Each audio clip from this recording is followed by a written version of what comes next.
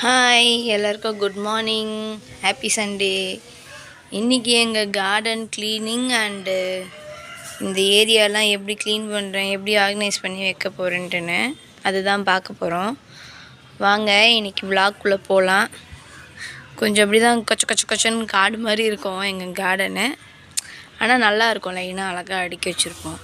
இதெல்லாம் உரம், செம்மண், மண் இருக்குது, உள்ள செம்மண் இருக்குது, மீன் அமிலம் இருக்குது. பாருங்க எல்லா செடி அழகாக ஸ்டெப்பாக நாங்கள் இந்த மாதிரி அடிக்க வச்சுருக்கோம். அது ஒரு ஸ்டெப், கீழே ஒரு ஸ்டெப், இங்கே ஒரு ஸ்டெப், ஸ்டெப்பாக இருக்கிறது அப்படியே அடுக்கி வச்சுருக்கோம்.